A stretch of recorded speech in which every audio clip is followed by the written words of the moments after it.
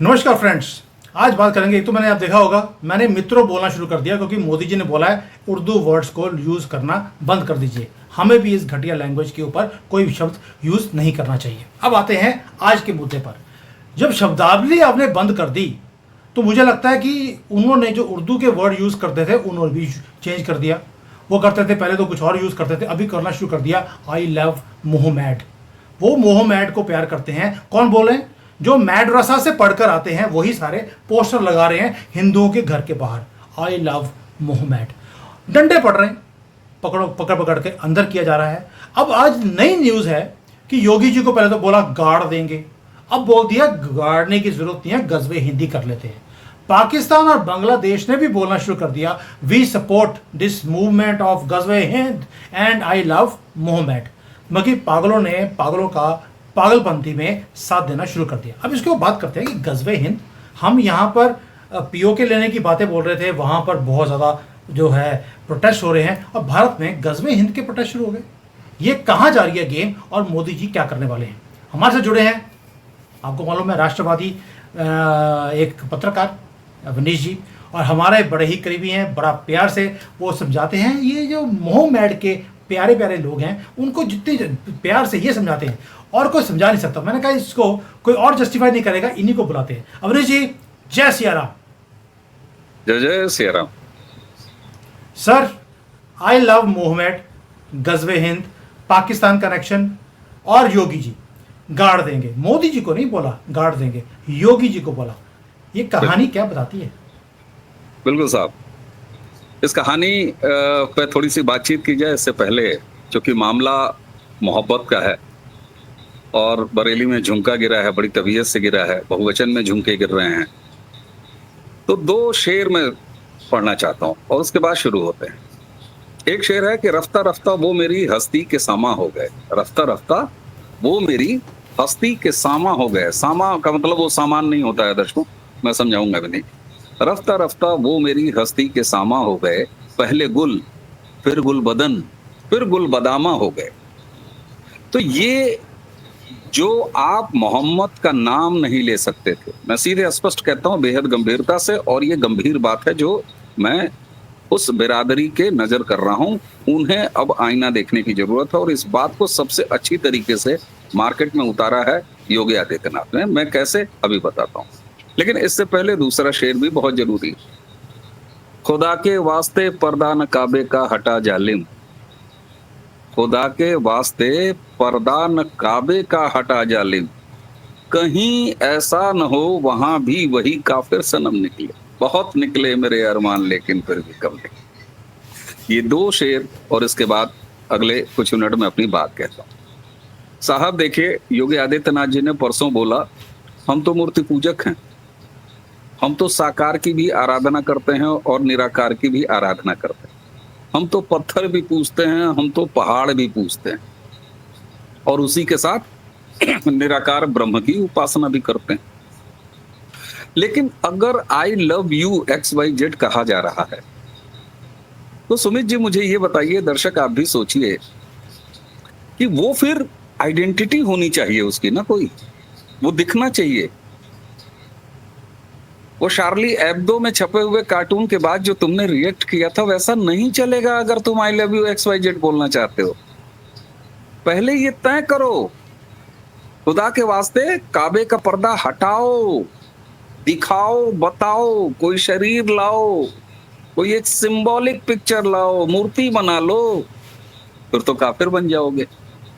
इन्होंने अपने पांव पर इतनी बड़ी कुल्हाड़ी मारी है कि इस्लाम को लेके अब भारत में, और भारत ही नहीं, भारत को श्रेय जाएगा, ये क्रेडिट जाएगा, पूरे विश्व में इस्लाम खुद अपनी पर्दे खोलते हुए दिखाई देगा। क्यों, मैं बताता हूं, आप जरा ध्यान दीजिए। और इसमें भी अब क्या कहिएगा साहब, जब किस्मत के धनी कोई हो तो फिर आपके नाम के छीके टूटने अपने आप शुरू हो जाते हैं। ये आई लव XYZ कहां से शुरू हुआ? अभी एक त्योहार बीता, उस त्योहार का मैं क्या नाम लूं, चलिए ठीक है। कानपुर एक शहर उत्तर प्रदेश का, उस शहर का एक इलाका रावतपुर में लगा दिया I love you this and that. और पुलिस ने कहा कि नहीं, ये रवायश नहीं है, इसको हम इजाजत नहीं देंगे, और वो उतरवा दिया। कुछ दूसरे मामलों में, क्योंकि उसी जुलूस में बहुत सारे ऐसे आपत्तिजनक नारे लगे थे जो वो आदती हैं लगाने के, आपको पता ही है। सर फलाने से जुदा, सर ढकाने से जुदा, जो हमसे टकराएगा या वाह हो जाएगा, है नाफरमानी नहीं चलेगी, दिस एंड दैट। लगभग 30-32 को अरेस्ट कर लिया उस नारों में। अब इन्होंने उड़ता तीर लिया, योगी जी के ट्रैप में फंसे हैं ये मैं बता रहा हूं, और कैसे अब इस्लाम वाकई खतरे में आया है। बेहद गंभीरता से कह रहा हूं, अगले 10 मिनट तक सुने दर्शक। अब असली इस्लाम इनका खतरे में आए। ये जो चूरन बेचते थे बात बात पे कि हाय अल्लाह खतरे में आ गए हम, अब आया खतरे। इन्होंने उड़ता तीर ले लिया और कहा कि साहब देखिए, आई लव दिस दैट के पोस्टर लगाने पर वो लगाने नहीं दिया जा रहा है, हमको अपने रसूल से मोहब्बत का एक्सप्रेस नहीं हम कर पा रहे हैं, और उसके लिए हमें गिरफ्तार कर लिया। बाद में जब फैक्ट सामने आए तो पता चला नहीं, फिलिस्तीन जिंदाबाद, उसका झंडा लहराने, सरतन से फलाने करने ढकाने करने के ये मामले हैं। उसमें आई लव यू से तो किसी ने रोका ही नहीं। मोहब्बत की दुकान राहुल गांधी खोले हैं, वहां से जाओ, सामान लाओ और मोहब्बत चलाओ, किसने मना किया है मोहब्बत। लेकिन असली टर्न अब बरेली यहां कहां एंटर किया, मैं आपको बताता हूं। उसके बाद क्या हुआ, आप देखें दर्शक, इसको गूगल करिएगा, आपको पता लगेगा।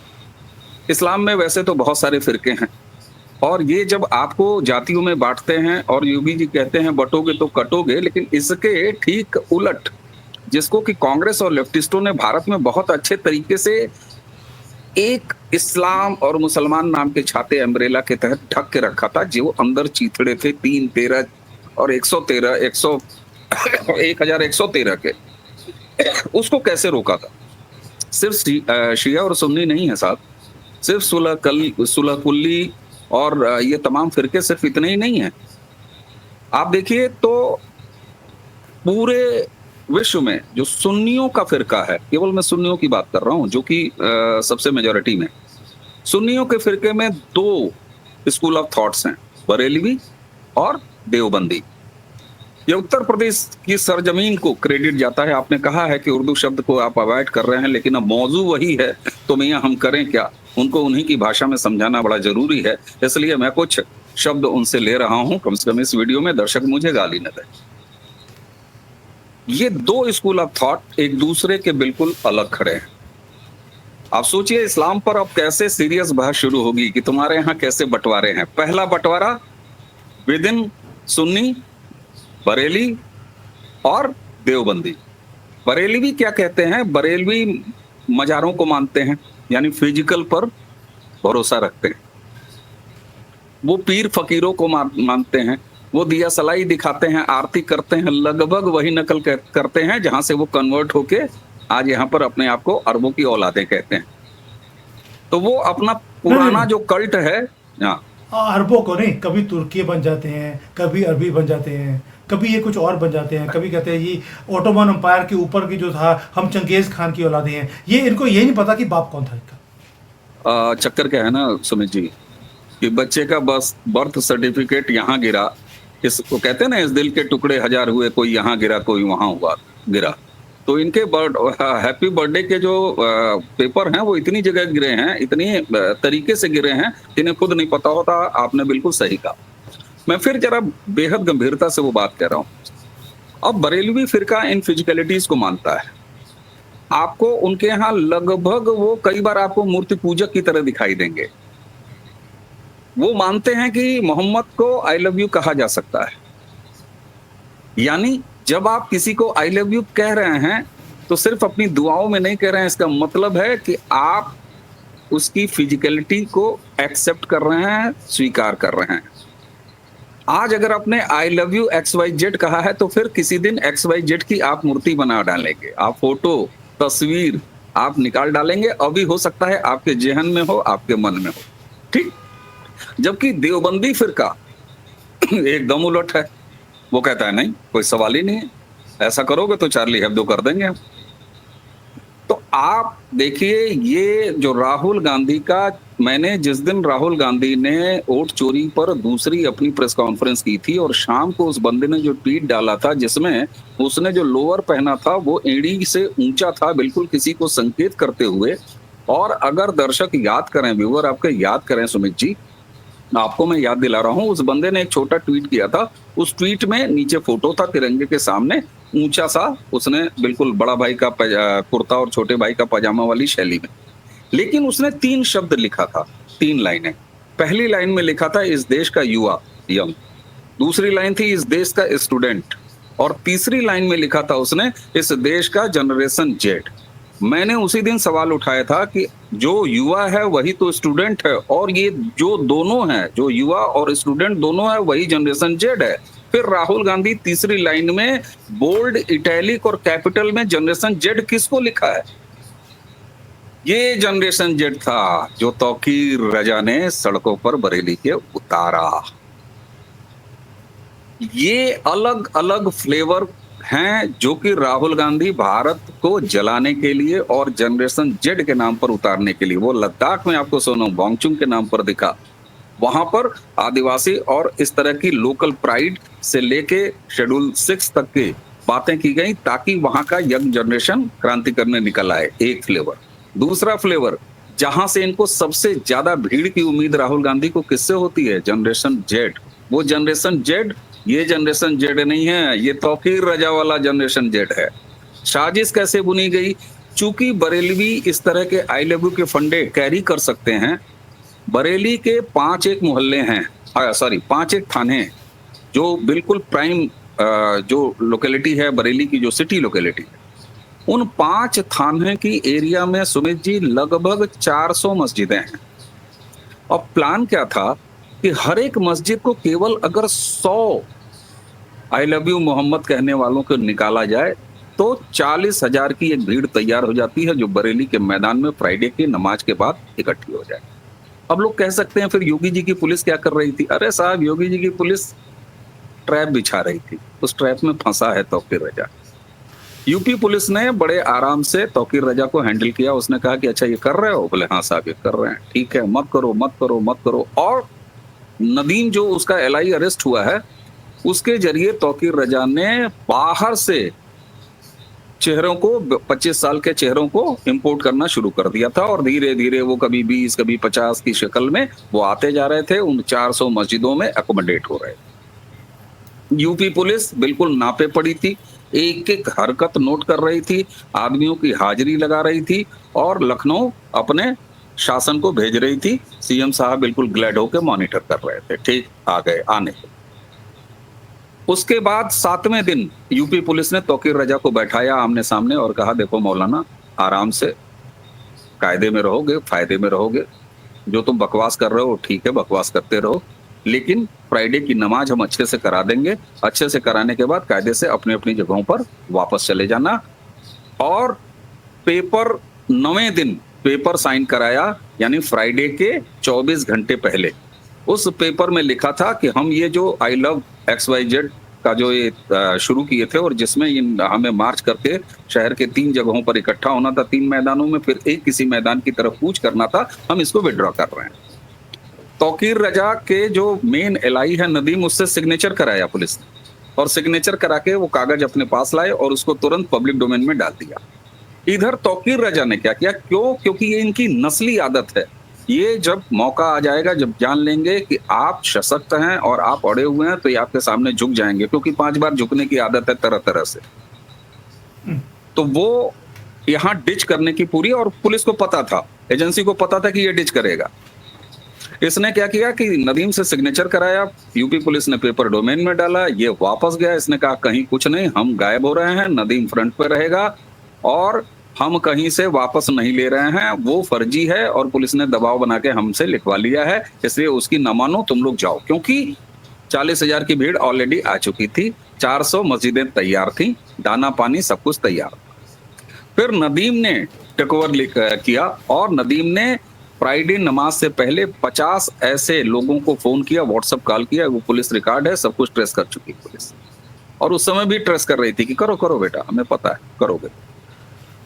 और उसके बाद जो एक पहली लाइन बनाई गई कि नमाज के बाद लड़के आई लव वाले वो कंफ्यूज थे कि करना क्या है, जाना है कि नहीं जाना है, ऐसा कुछ नहीं था, स्ट्रेटजिकल था। और नदीम ने ये कहा कि आओ, पूरी तैयारी के साथ आओ, जम के आओ, जो करना था, जो प्लान है वही करना है, बरेली को जलाना है और उत्तर प्रदेश को हिलाना है, और पूरे भारत के आई लव यू गैंग को, हरे गैंग को ये मैसेज देना है कि जिसको सबसे स्ट्रांग समझा जाता था उत्तर प्रदेश और योगी आदित्यनाथ की सरकार, हमने वहां ये काम करके दिखा दिया है। इसलिए उठो और आगे बढ़ो और राहुल गांधी के सपने को पूरा करो।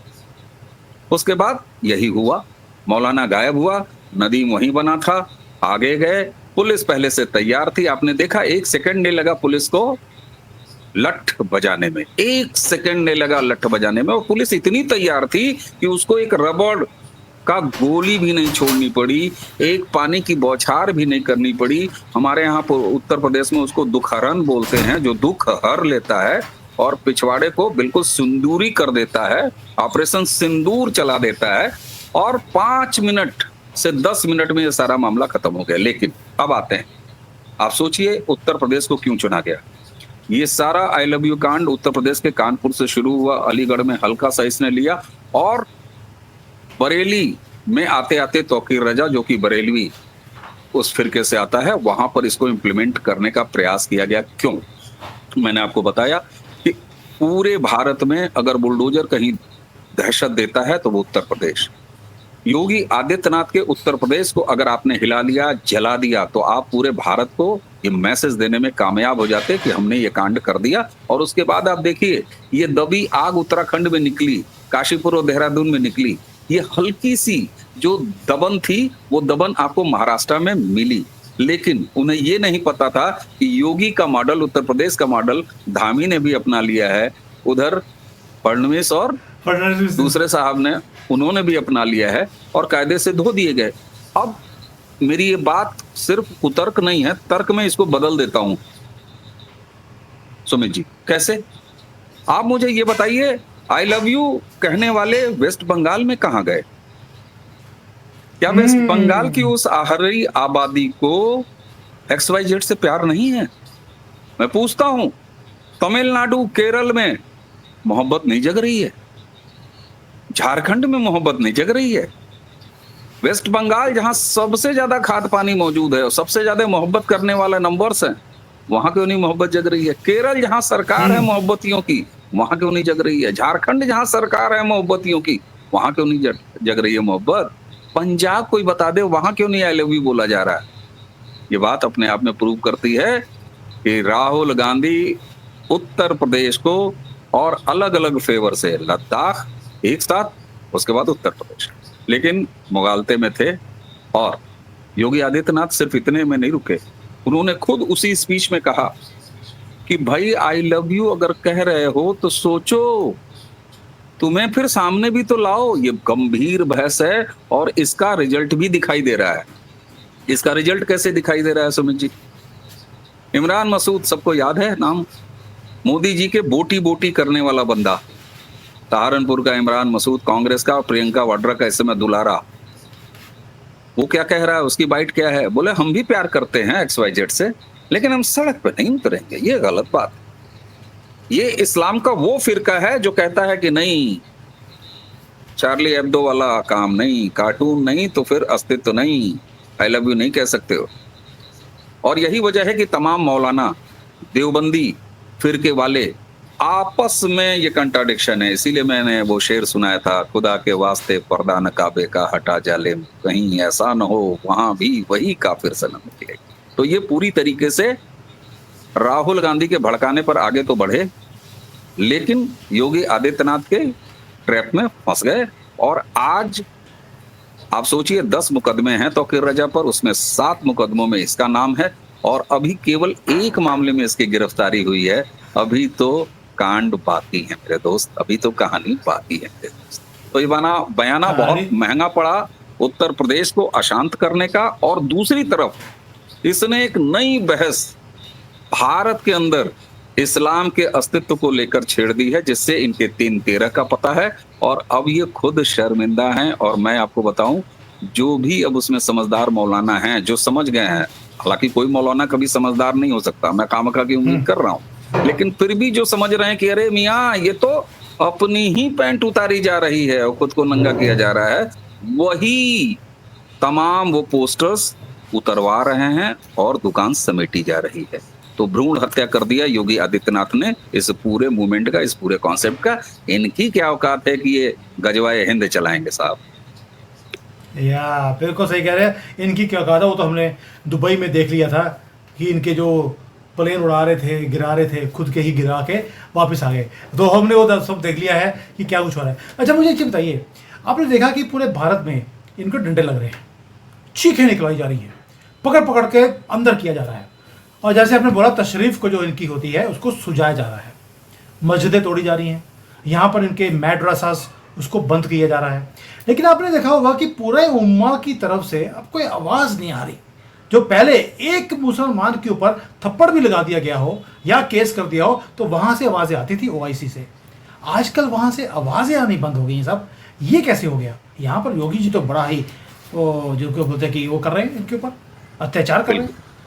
बिल्कुल सुमित जी, मैं एक बात कहता हूँ, सालों से कहता रहा हूँ, भारत, पाकिस्तान, बांग्लादेश, अफगानिस्तान में कोई मुसलमान नहीं रहता। मैं जरा रिपीट कर दे रहा हूँ, भारत, बांग्लादेश, पाकिस्तान, अफगानिस्तान में कोई मुसलमान नहीं रहता। ये सब के सब कन्वर्टेड हिंदू है। जो अरबी, जो असल जहां इस्लाम है, जिसको आप इस्लाम के मनुवादी कह सकते हैं, जो आरोप वामपंथी यहाँ लगाते हैं भारत में, तो वो जानते हैं कि ये काफिर हैं, इसीलिए वो उनको दोयम मांगते हैं। इनसे जो है सिवाय शौचालय साफ करवाने और मजदूरी करवाने के अलावा और कोई काम नहीं करवाते। उनको ये क्लियर हो रहा है कि नहीं साहब, ये बदनुमा दाग हैं, ये जो कन्वर्टेड हैं, 2 बोरी चावल और 2 रुपया प्रति महिला और 4 रुपया प्रति पुरुष।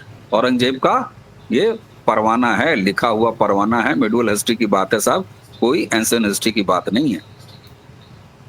उन्हें ये पता है कि इन्होंने 2 बोरी चावल 2 रुपये पे अम्मी बदली है और 4 रुपये पे अब्बू बदला है।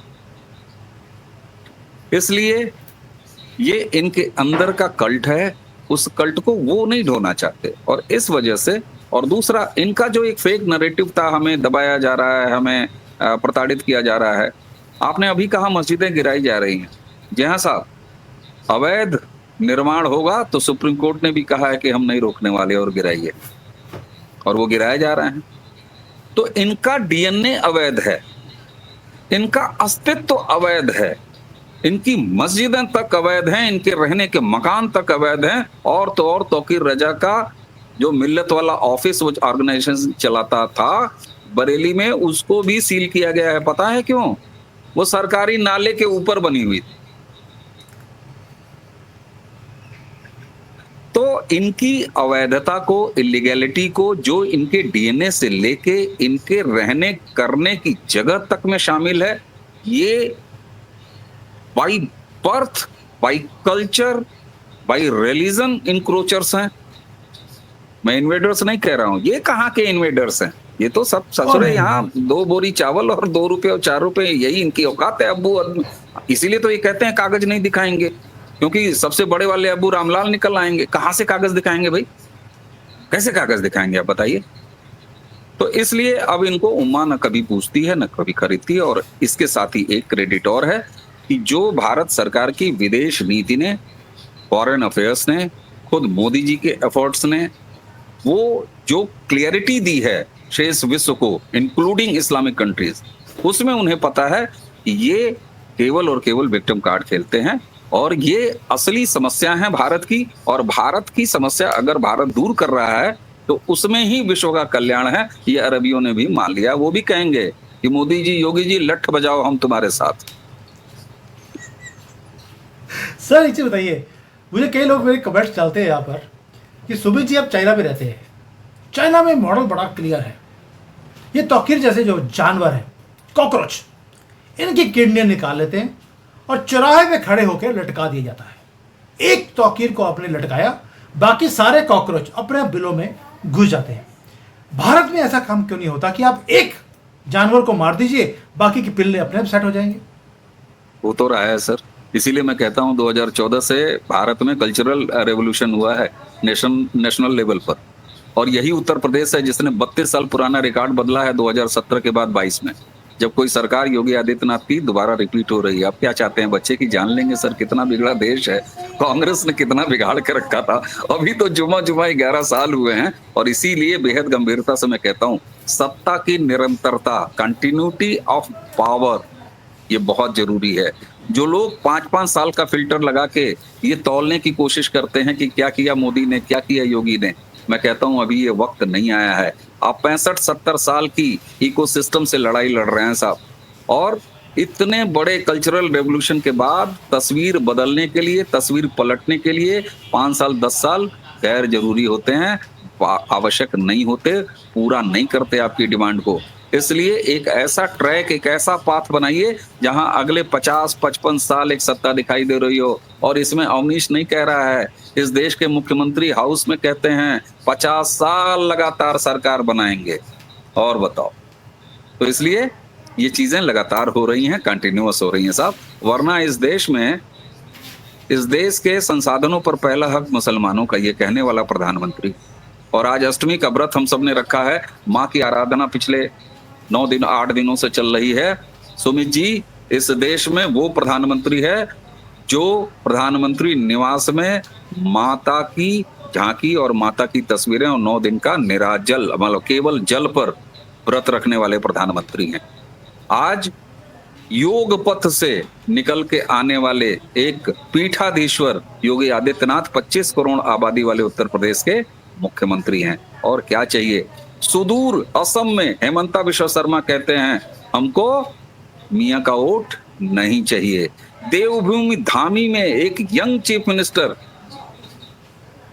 उत्तराखंड में धामी इंक्रोचर्स और इंक्रोचमेंट से मुक्त कराते हैं, काशीपुर में पिछवाड़ा लाल करते हैं, देहरादून में पिछवाड़ा लाल करते हैं। महाराष्ट्र में कभी किसी ने कल्पना नहीं की थी साहब, पीछे होली मनाई जाती है। गुजरात में ये क्या है सर? और आप देखिए, आई लव यू ममता बंगाल खामोश बैठी हैं, ना ना ना, यहाँ नहीं करने का, यहाँ नहीं करने का। दिस इज व्हाट अच्छे दिन सर, दिस इज व्हाट अच्छे दिन। काम चालू है, काम चालू है, बिल्कुल सही कह रहे हैं कि पिछवाड़े लाल की जा रहे हैं, यानी कि ऑपरेशन सिंदूर का रंग इनके पिछवाड़े पे लगा दिया गया है, अच्छी तरह से सील कर दिया गया है। चलिए, ये जो कह रहे थे कि योगी जी को गाड़ देंगे, खुद गड़ चुके हैं। ये क्या गाड़ेंगे? ये 1000 साल से गाड़ने की धमकियां दे रहे थे। बाकी हमने दुबई के अंदर देख लिया था कि गाड़ देंगे, आपके प्लेयर्स को मार देंगे। मार देंगे? वो भैया, आपकी जो हालत कही है वहाँ पर, उसी का असर है कि आपका पीओके के अंदर भी अब सेपरेशन की बातें हो रही हैं। और यहाँ पर जो गजवे हिंद का मुहिम चालू किया गया था, वो अब गजवे मुझे लगता है पाकिस्तान में कहीं हो जाए। अवनीश जी, थैंक यू सो मच। क्या डिटेल में आप एक्सप्लेन करते हैं, मज़ा आया था। ये आपका जो है ना, ये जो आपकी पकड़ है इसके ऊपर, वो ज़बरदस्त है। इसलिए जो लोग मुझे कई बार बोलते थे कि अवनीश जी को बुलाइए, लेकिन आपके पास टाइम होता नहीं है तो बुला सकते नहीं है। तो आज आपने टाइम दिया, तो थैंक यू सो मच। बिल्कुल नहीं, ना ना ना, आपका अधिकार है, ये गलत नहीं। Thank you. जय हिंद, जय सिया राम। जय जय सिया राम, जय हिंद।